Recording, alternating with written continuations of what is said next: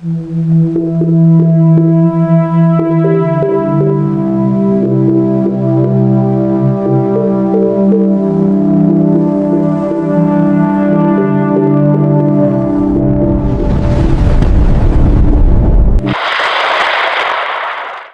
araw po sa inyong lahat. Narito na po ang pinaka-latest nating update sa magiging lagay ng panahon ngayong araw ng Miyerkules, May 6, 2026.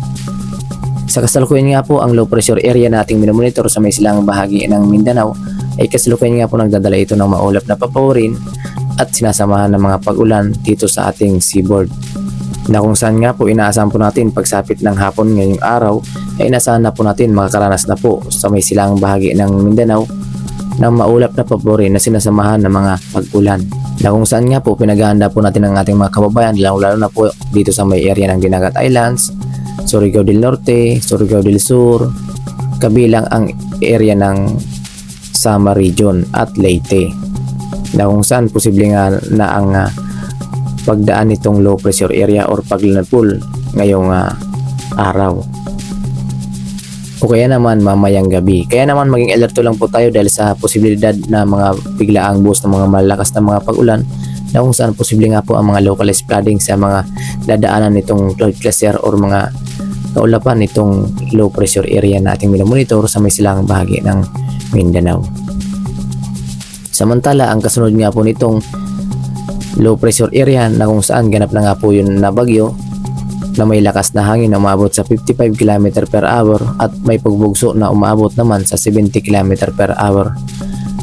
At huling namataan nga po yan sa layong 2,580 km east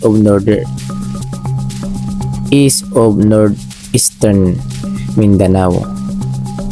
Kaya naman lubos po natin pinaghahanda ng ating mga kababayan sa mga posibleng pagpasok pa nitong bagyo sa labas ng ating Philippine Area of Responsibility. Na kung saan stationary nga po ang pagkilos nitong bagyo nating minomonitor sa labas ng ating Philippine Area of Responsibility. Samantala, bukod nga rito sa bagyo nating minomonitor sa labas ng ating Philippine Area of Responsibility na kung saan kung ito ay pumasok ng ating Philippine Area of Responsibility ay tatawagan natin ito sa local name na Bagyong Kaloy. Samantala, may kasunod pa rin ito na isang tropical depression na ating minomonitor din na kung saan yung low pressure area na kasunod nga po nito ay bagay na nga po lumakas na kung saan laging ganap na bagyo na rin nga po ito na kung saan may lakas na hangin na umaabot sa 45 km per hour at may pagbugso naman po yan ng 55 km per hour na kung saan kumikilos ng mabagal. So matagalan pa po ang paglapit ito sa ating Philippine Area of Responsibility na kung saan inaasahan nga po natin ang paglapit nito sa ating Philippine Area of Responsibility ngayong pagsapit ng Biyernes at posible na nga itong pumasok ng ating PAR pagsapit naman ng Sabado itong bagyo nating minomonitor na kung saan mas mataas ang posibilidad na maging mas lumakas pa or mag-develop pa into tropical storm category itong nasa gitna nating minomonitor. So yan po yung inaasahan natin na posible pang lumakas. Kaya naman maging alerto lang po tayo at antabayanan po ang mga susunod nating ulat panahon. Samantala, silipin naman po natin ang magiging track nitong low pressure area at bagyo sa labas ng ating Philippine Area of Responsibility. Sa kasalukuyan nga po, makita nga po natin sa pinaka-satellite image ang posibleng take nito na kung saan ang low pressure area nating monitor sa may silangang bahagi ng Mindanao, posible nga itong dumaan dito sa may area ng Dinagat Islands, Surigao del Norte at dito sa may area ng Northern Mindanao na kung saan kasalukuyan nga po tayong posibleng makaranas ng mga paulan mamayang hapon at pagsapit ng gabi na kung saan posible na nga itong tumawid sa mga susunod na mga araw lalong-lalo na pagsapit ng Biyernes na kung saan nga po posible na nga po yan dito sa may area ng Tawi-Tawi, Sulu, Basilan pagsapit nga po yan ng Friday. Samantala, habang ito ay nandito sa area ng Tawi-Tawi, Sulu, Basilan ay nasa natin na mas lalapit naman itong bagyo nating minomonitor dito na sa ating Philippine Area of Responsibility na kung saan pagsapit ng Sabado posible na nga itong pumasok ng PAR na kung saan inaasahan po natin na posible nga itong mas lumapit dito sa may silangang bahagi ng Visayas at area ng Bicol Region patungo dito sa may silangang bahagi ng Isabela bago tuluyan lumis ng ating Philippine Area of Responsibility or bago lumis ng ating bansa. Base ngayon sa ating climatological track sa buwan ng Mayo, na kung saan makita rin natin sa pinaka-satellite image natin kung saan nga ito lumalapit. Samantala, yung kasunod nga po nitong tropical depression nating minomonitor din sa labas ng ating Philippine Area of Responsibility ay posibleng hatakin itong bagyo na nasa gitna na ating minomonitor. So, posible na nga itong hilahin lang ng bagyo nating minomonitor. Kaya naman inaasahan po natin na masihina pa ito sa mga susunod na mga araw. So at inaasahan din natin na posible nga rin itong malusaw. Samantala, base nga po sa ating climatological track sa buwan ng Mayo, base nga po sa ating climatological track, meron po tayong inaasahan na mga bagyo na lumalapit sa ating Philippine Area of Responsibility at pumapasok. So posible nga itong lumapit dito sa may silangang bahagi ng ating bansa. Meron tayong mga pangalawang senaryo na posible nga itong bumaba ang track, na kung saan posible nga itong dumaan dito sa may silangang bahagi ng Visayas patungo dito sa may area ng Masbate at Metro Manila bago tuluyan itong lumihis pahilagang silangan. So posible nga yung mag-curve lang ang kanyang direksyon. Kung kaya't naman pinag-iingat po natin at pinag-handa ang ating mga kababayan sa posibleng daanan nitong bagong bagyo. Kung saan pinag-iingat po natin ang ating mga kababayan dahil kung ito ay dumaan nga po bilang isang ganap na bagyo, ay inaasahan po natin makakaranas tayo ng biglaang malakas na mga pag-ulan na posible po nga po ang mga localized flooding at mga pagbaha sa mga bababang lugar at mapanganib sa ating mga kababayan, lalo na doon sa mga nakatira sa mga malapit sa ilog o sa tabing ilog. At para naman sa maging ng panahon ngayon dito sa Luzon, inaasahan po natin makakaranas pa rin ng maliwalas na panahon dito sa may area ng Legazpi, Tugigaraw at Lawag kabilang ang Baguio, Metro Manila, Tagaytay. Kung saan inaasahan natin ang improving weather at pagsapit ng hapon at gabi bagay makakaranas lang ng partly cloudy skies. Dahil po yan sa epekto nitong hanging easterlies o mainit na temperatura na nanggagaling sa dagat Pasipiko. Kung saan mababa pa rin ang tsansa ng mga pag-ulan, kaya naman inaasahan po natin maalinsangan pa rin ang ating inaasahan na temperatura. So mayroon po tayong inaasahang agwat ang temperatura dito sa may Tugigaraw na umabot sa 25 hanggang 38 degrees Celsius. Samantalang dito naman sa may Lawag, 25 hanggang 33 degrees Celsius.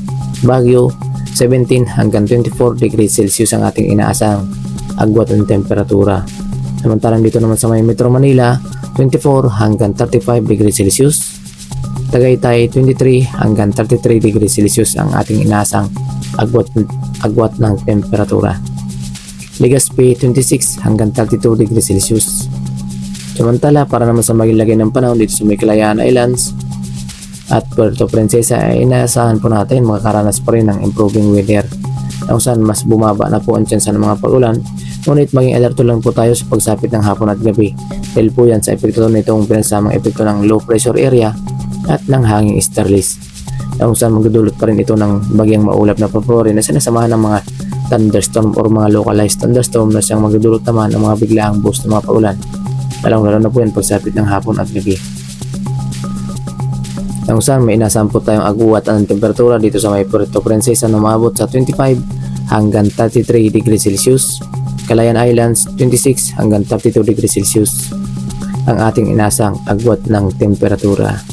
At para naman sa magiging lagay ng panahon dito sa may Visayas, ay inaasahan po natin makakaranas ng improving weather sa umaga hanggang pagsapit ng tanghali. Samantala, pagsapit ng hapon at gabi, inaasahan po natin na makakaranas pa rin ng bagyang maulap na papurin na sinasama ng mga localized thunderstorm o mga kalkilat na mga pag-ulan. Dito po yan sa may area ng Leyte, Bohol, ay inaasahan po natin na posible pa rin makaranas ng mga pag-ulan, lalo na po yan pagsapit ng hapon at gabi. Samantalang dito naman sa may Northern Samar, Eastern Samar, Biliran, Leyte ay inaasahan natin na kung saan bagyang makakaranas ng maulap na papurin at sinasamahan din ng mga localized thunderstorm. Kaya naman po lubos po natin pinag-iingat at pinag-aanda ang ating mga kababayan dahil sa epekto pa nga rin po nitong low pressure area na nagdadala ito ng mga localized thunderstorm, lalo na nga po dito sa may silang bahagi ng ating bansa, especially dito sa may Visayas at Mindanao. At para naman sa maging agwat ng temperatura dito sa may Tacloban, 25 hanggang 32 degrees Celsius. Cebu, 26 hanggang 32 degrees Celsius. Iloilo 26 hanggang 32 degrees Celsius ang ating inasang agwat ng temperatura.